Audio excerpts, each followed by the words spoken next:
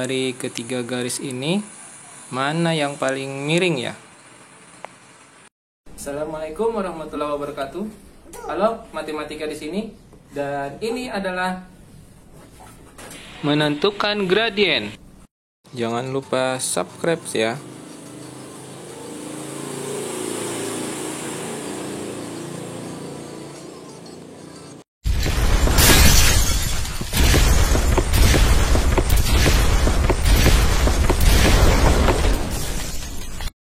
Kali ini kita akan mempelajari menentukan gradien.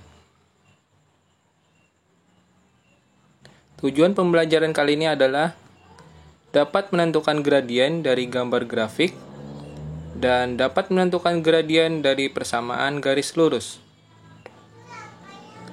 Pertama, kita akan mempelajari pengertian gradien.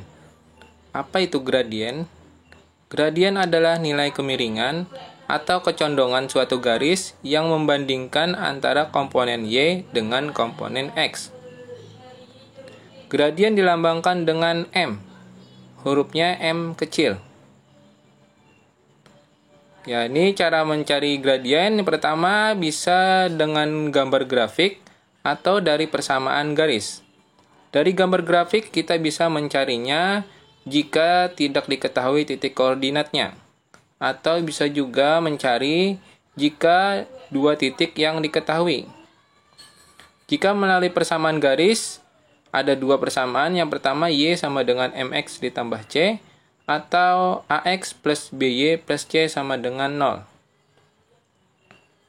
Langsung saja yang pertama, yang B menentukan gradien dari grafik. Yang pertama, jika tidak diketahui titik koordinatnya. Gradien atau M itu adalah perubahan Y dibagi dengan perubahan X. Contoh, tentukan gradien dari garis berikut. Ini ada gambarnya. Nah, inilah maksudnya jika tidak diketahui titik koordinatnya. Hanya ditampilkan sebuah garis dan berpetak-petak seperti itu tanpa ada angka. Kita ingat M adalah perubahan Y dibagi dengan perubahan X. Misalkan kita sediakan dulu itu karena kita mau membagi, ingat Y itu adalah atas bawah dan X itu adalah kiri kanan. Jika ke atas positif, jika ke bawah negatif. Oke, mulai dari P, dari ujung, ini ke bawah 1 langkah, 2 langkah, dan 3 langkah. Kita mau menuju ke titik Q. Berarti karena 3 langkah ke bawah, maka negatif 3 Y-nya. Kemudian kita menuju ke kanan.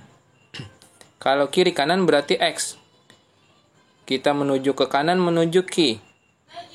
1, 2, 3, 4, 5, dan 6. 6 langkah ke kanan berarti positif 6. Min 3 dibagi 6. Kita sederhanakan jadinya min 1/2. Sama-sama dibagi oleh 3. Bagaimana kalau misalkan kita menentukan gradiennya dari titik Q, kebalikannya menuju P? Hasilnya sama saja. Perubahan Y dibagi dengan perubahan X.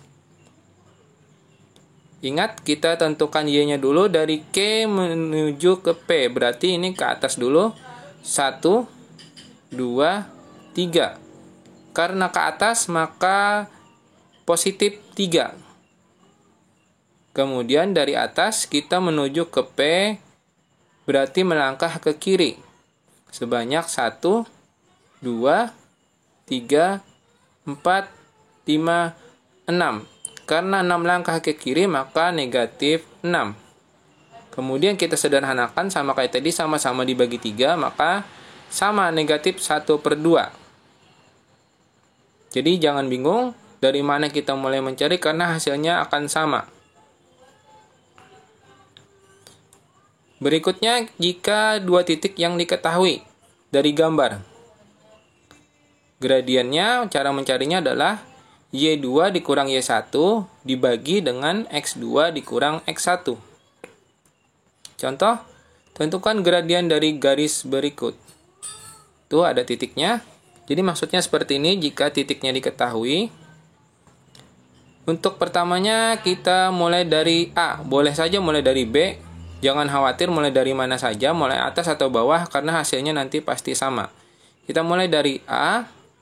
Itu titiknya negatif 2, negatif 1. Artinya X1-nya negatif 2 dan Y1-nya negatif 1. Karena setiap titik diwakili oleh X dan Y. Dan titik B 2,7. Maka X2 sama dengan 2 dan Y2 sama dengan 7. Kita masukkan ke rumus gradien Y2 dikurang Y1, X2 dikurang X1.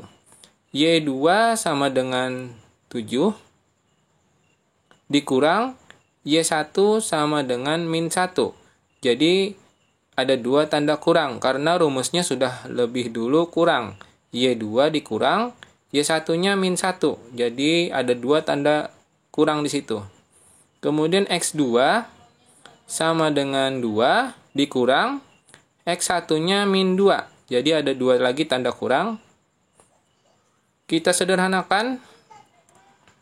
Negatif ketemu negatif jadi positif, jadi 7 tambah 1. Dan 2 ditambah 2 juga jadi positif. 7 ditambah 1 sama dengan 8. 2 ditambah 2 sama dengan 4. Jadi 8 dibagi 4 sama dengan 2. Jadi gradiennya adalah 2. Kemudian yang C, menentukan gradien dari persamaan. Ini kita menentukan gradiennya tanpa gambar. Tapi yang diketahui adalah persamaannya. Yang pertama melalui persamaan Y sama dengan MX ditambah C. Nilai gradien ditentukan oleh angka yang ada di depan variabel X. Jadi gradiennya itu yang ada di depan variabel X. Tuh yang di situ. Berapapun angka di situ, maka itulah gradiennya. Sebenarnya mudah saja. Langsung contoh, tentukan gradien dari persamaan berikut. Nomor 1, Y sama dengan 2/3X tambah 5.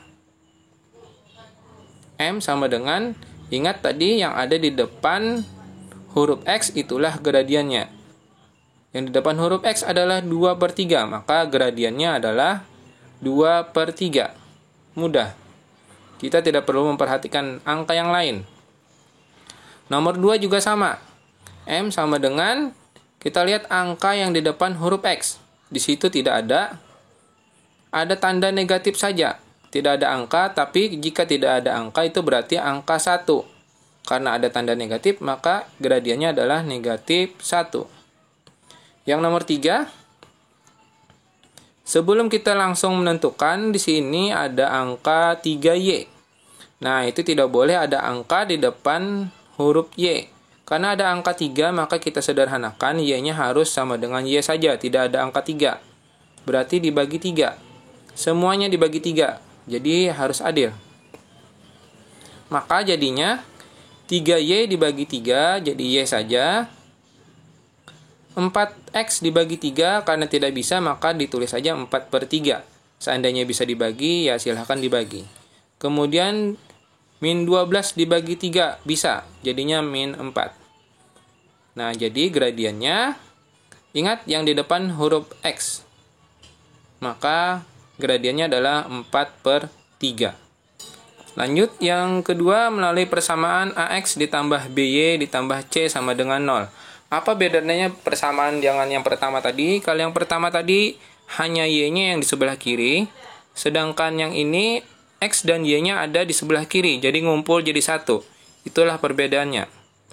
Gradiennya kalau bentuk seperti ini, min A dibagi B. Ingat A itu yang ada di depan huruf X dan B yang ada di depan huruf Y. Contoh, tentukan gradien dari persamaan berikut. 3X ditambah 6Y ditambah 9 sama dengan 0. Kita tentukan dahulu, A itu sama dengan 3, B sama dengan 6. Hanya itu yang kita perlukan.